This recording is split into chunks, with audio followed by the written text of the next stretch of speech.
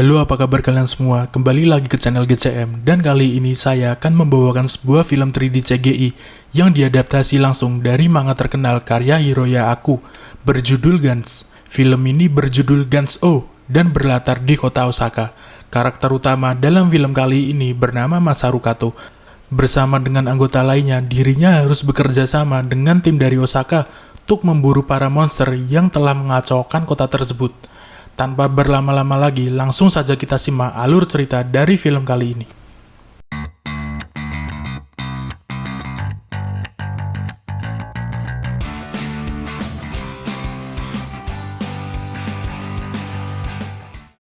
Film ini dibuka dengan kekacauan yang terjadi di kota Shibuya, Jepang.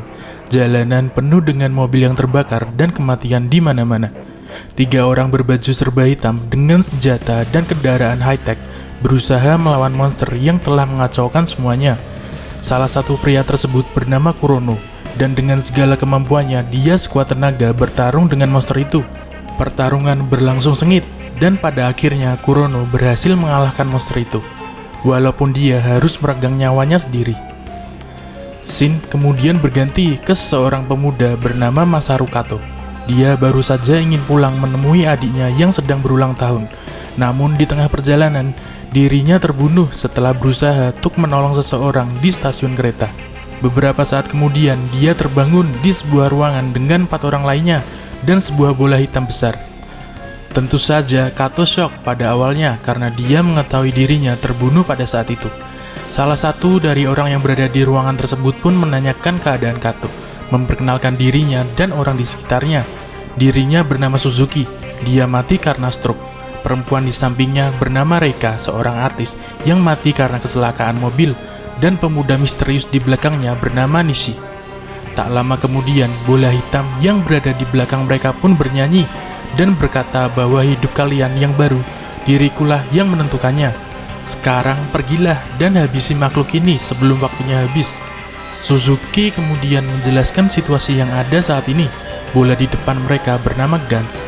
Dan di sini seseorang yang telah mati sebelumnya dibangkitkan untuk memainkan game survival tanpa akhir, melawan monster-monster yang ada di jalanan Jepang.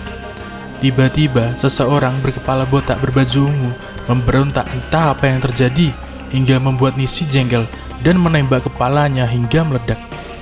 Game pun segera dimulai dan Kato dengan segera memakai baju hitam yang digunakannya sebagai armor di game ini. Gantz kemudian mentransfer mereka ke jalanan Osaka, tempat di mana target mereka berada. Kato yang masih bingung dengan apa yang terjadi hanya bisa melihat Nishi menembakkan monster yang tepat berada di depannya. Kato meminta penjelasan dari Nishi apa yang terjadi di sini, tapi Nishi malah menodongkan senjatanya ke muka Kato. Untungnya Pak Suzuki melerai mereka. Sesaat mereka menelusuri jalanan Osaka, tiba-tiba radar mendeteksi bahwa sekumpulan monster mendatangi mereka. Semua pun kabur bersama, terkecuali Nishi yang malah meninggalkan rekannya. Pak Suzuki dan Reika pun terdesak oleh monster di belakangnya. Kato kemudian berbalik dan berusaha menolong mereka, tapi dia malah tertimpuk monster kepala besar, walaupun untungnya armor baju hitam tersebut menyelamatkannya. Di kejauhan terlihat tim Osaka datang secara kebetulan, dan karena hal itu mereka selamat, setidaknya untuk saat ini. Di sini juga dijelaskan asalkan mereka selamat dari game malam ini, seluruh luka yang mereka dapatkan akan pulih kembali. Dari penjelasan singkat Pak Suzuki, tim Osaka lalu melanjutkan pertarungan mereka dengan sekumpulan monster itu dan menghabisi mereka semua. Salah satu dari mereka, seorang pria botak bernama Nobuo, menunjukkan keahliannya menggunakan senjata gravitasi miliknya. Di sisi lain, Pak Suzuki kembali memberi petunjuk kepada Kato bahwa jika seseorang berhasil mengumpulkan sebanyak 100 poin, maka Gantz akan memberi mereka 3 pilihan. 1. Senjata yang kuat. 2. Menghidupkan temannya yang sudah gugur. Atau ketiga, terbebas dari game itu dan kembali ke kehidupan normalmu. Waktu menunjukkan tinggal 1,5 jam lagi. Tim Osaka juga telah melihat bos yang menjadi incaran mereka. Di tempat lain, Kato menelpon adiknya melalui telepon umum di jalanan Osaka. Dia berpesan kepada adiknya bahwa saat ini dirinya sedang bekerja shift malam dan tak perlu mengkhawatirkannya. Di depan, Kato melihat sekumpulan orang sedang terdesak dan dengan segera Kato berusaha menyelamatkan mereka. Walaupun terseok-seok, Kato terus melawan monster itu. Di belakang, seorang gadis dari tim Osaka bernama Yamazaki Anzu menyapa Kato. Dia terus mengawasi Kato dari kejauhan. Dia juga bertanya kenapa Kato menyelamatkan nyawa orang itu, karena di sini tidak ada yang melakukan itu. Kato kemudian menjawab bahwa apa kau akan diam saja melihat seseorang akan terbunuh. Ya, sifat ini memang sudah ada dalam diri Kato, bahkan dirinya mati karena hal itu. Beberapa saat kemudian, di perjalanan, Kato kembali melihat orang yang sedang kesusahan karena serangan monster. Kato pun berusaha menyelamatkan orang-orang itu. Tak hanya diam, Anzu akhirnya juga ikut membantu Kato. Walaupun dia malah terjerat di genggaman monster itu. Pada akhirnya, Kato berusaha mengambil senjata Anzu dan menyelamatkannya. Bersama, mereka menjadi semakin akrab. Kato menceritakan alasannya untuk berjuang dan tetap hidup karena adik kecilnya menunggu kedatangannya. Anzu pun memiliki alasan yang sama, anaknya yang berusia 3 tahun menunggunya kembali. Dan karena hal itu, dia tak boleh mati. Beberapa saat kemudian, mereka kembali menemui tim inti Osaka. Salah satunya pria botak bernama Shimaki yang telah memenangkan bonus sebanyak 3 kali, dan Nobuo, seseorang yang telah memenangkan bonus sebanyak 4 kali. Dia pun juga menganggap dirinya adalah pemimpin. Anzu juga bercerita bahwa selain mereka ada Okahachiro, sang juara yang telah memenangkan bonus sebanyak 7 kali dan sedang bersembunyi. Di lain sisi, di tempat Pak Suzuki dan Reika, robot besar muncul untuk melawan monster besar di depannya. Tak lain tak bukan, Okahachiro lah yang mengendalikan robot tersebut. Pak Suzuki dan Reika pun lari menghindari pertarungan para raksasa itu. Tapi di jembatan, mereka malah dihadang sekawanan tentara militer. Sato yang melihatnya terdesak membantu mereka dan berkata bahwa kita ada di pihak mereka.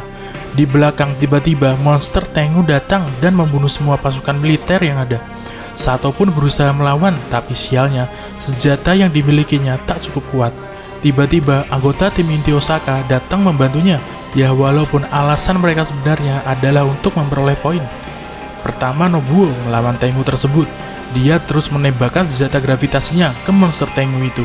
Tapi monster Tengu itu terus bertahan. Nobuo meremehkan kekuatan monster Tengu itu dan terus berusaha melawan. Pada akhirnya, monster itu berhasil dia kalahkan, walaupun nyawanya menjadi taruhannya. Di belakang, bos terakhir pun datang, dan dengan cepat Shimaki menebas tubuhnya. Tapi apa yang terjadi? Monster itu malah membelah diri. Shimaki terus berusaha menebasnya, tapi monster itu terus saja berhasil menghindar. Pada akhirnya, Shimaki mati setelah dirinya ditelan oleh transformasi monster itu. Terdesak, anggota tim Tokyo pun berusaha melawan. Dengan sekuat tenaga mereka melawan. Tiba-tiba, Nishi yang selama ini berkamuflase menunjukkan dirinya, dan dengan beberapa kali tembakan, dia berhasil menghancur leburkannya. Tak berlangsung lama, monster itu pun kembali muncul dan bertransformasi kembali. Dengan sekejap, dia menyerang Nishi, hingga Nishi kehilangan lengannya. Dibantu Pak Suzuki, Nishi dan semua orang pun kabur. Mereka shock dengan apa yang baru saja mereka lihat. Di tempat lain, Okahashira berhasil mengalahkan monster banteng yang besar tersebut dan pergi menuju bos terakhir berada. Dengan armor dan skill miliknya, Oka terus mendaratkan pukulannya ke monster itu. Dan monster itu pun berhasil dia kalahkan, walau itu hanya untuk sesaat. Karena selang beberapa saat kemudian, monster itu kembali bertransformasi ternyata. Kali ini, Oka sedikit kewalahan menghadapinya. Dia terus mendaratkan tebasan, tapi tak ada yang mempan. Pada akhirnya, serangan kejutanlah yang berhasil menusuknya. Walaupun Oka harus merelakan armor miliknya. Oka kemudian berkata kepada tim Tokyo bahwa hanya serangan kejutanlah yang dapat mengalahkannya. Menghabisinya saat ini sangatlah beresiko, dan dia pun pergi kembali bersembunyi. Tak menghiraukan perkataan Oka, Sato menghampiri monster itu dan berniat untuk menghabisinya. Tapi tiba-tiba serangan kejutan datang dari monster tersebut hingga membuat Pak Suzuki sekarat setelah berusaha melindungi Kato. Monster itu kembali bangkit dan bertransformasi menjadi sesuatu yang lebih mengerikan. Perlahan, Kato menghampiri monster itu untuk melawannya. Dia berhasil mendaratkan satu pukulan tepat di wajah monster itu, walaupun akhirnya Kato kalah setelah satu pukulan dari monster itu memukulnya ke tanah. Monster tersebut pun pergi meninggalkan Kato sesaat untuk bermain dengan Okahashira yang bersembunyi di suatu tempat. Sato, Anzu, dan Reika kemudian merencanakan serangan balasan kepada monster itu. Dia ingat perkataan Oka bahwa monster itu hanya bisa dikalahkan dengan serangan kejutan. Mereka pun berencana untuk menembakkan senapan jarak jauh dari dua sisi, dan Kato akan berperan sebagai umpan untuk memancing monster tersebut. Tepat sebelum rencana itu dimulai, Anzu menghampiri Kato. Dia mengungkapkan perasaannya bahwa dirinya mencintai Kato. Kato pun hanya tersenyum mendengar perkataan Anzu, dan mereka juga berjanji agar tetap hidup setelah semua ini berakhir. Sesaat setelah Anzu meninggalkan Kato, monster tersebut pun kembali dengan membawa kepala Okahashira, orang terkuat di wilayah Osaka. Kato pun hanya bisa terdiam melihat monster itu tepat di depannya. Kato bertanya kepada monster itu siapa mereka sebenarnya dan kenapa kita harus bertarung. Monster itu pun menjawab, apa kau merasa sedang berhadapan dengan dewa? Dunia ini mempunyai banyak dewa, aku hanyalah salah satu darinya. Dan tiba-tiba lengan monster itu pun terurai setelah tembakan yang dilancarkan Anzu dari kejauhan. Mereka terus menembakkan senjata jarak jauh kepada monster itu, hingga membuat monster kewalahan, dan hanya bisa menyerang dengan membabi buta. Monster itu terus menembakkan laser ke segala arah, hingga Kato yang berlari untuk mengambil senjata tak sengaja terkena tembakan monster tersebut. Anzu yang melihat Kato tak bisa bergerak, segera berlari menuju Kato, dan entah apa yang ada di pikirannya, dia menyerang monster itu yang berada tepat di depannya secara langsung. Tentu hal itu membuat kemalangan lain. Monster itu menembakkan lasernya tepat di pinggang Anzu hingga tubuhnya terbelah menjadi dua dan mati. Kato yang melihat Anzu tepat di depan matanya tak bisa berkata apa-apa. Dia hanya berusaha maju sebisa mungkin untuk mengambil senjata gravitasi itu. Di sisi yang lain, Nishi tiba-tiba datang dan memberikan serangan kejutan hingga monster itu terbelah menjadi dua. Serangan terakhir pun dilancarkan Kato dengan sisa tenaga yang dimilikinya. Kato terus melancarkan serangannya. Pada akhirnya mereka berhasil mengalahkan monster tersebut. Semua anggota Tokyo pun berhasil selamat dan kembali ke ruangan itu. Perhitungan poin pun dilakukan oleh Gans. Reika berhasil memperoleh 6 poin, Pak Suzuki 2 poin, Nishi 12 poin, dan terakhir Kato yang mendapatkan 100 poin. Berhak mendapatkan menu bonus dari Gans. Pak Suzuki pun memberikan ucapan selamat kepada Kato. Dia berkata untuk memilih yang nomor 3 agar Kato bisa kembali ke kehidupan normalnya bersama adiknya. Tapi Kato berkehendak lain. Dia lebih memilih untuk menghidupkan kembali Anzu karena mereka telah berjanji untuk tetap hidup setelah semua ini. Dan sesaat setelah Kato pergi dari ruangan itu untuk menemui adiknya, plot twist yang sebenarnya pun terungkap bahwa dahulu Kato pernah mengikuti game ini dan lulus dari game tersebut. Alasan kenapa Anzu dan Pak Suzuki tidak memberitahukan Kato yang sebenarnya karena mungkin Kato akan menghidupkan semua orang yang berjuang bersamanya seperti dahulu.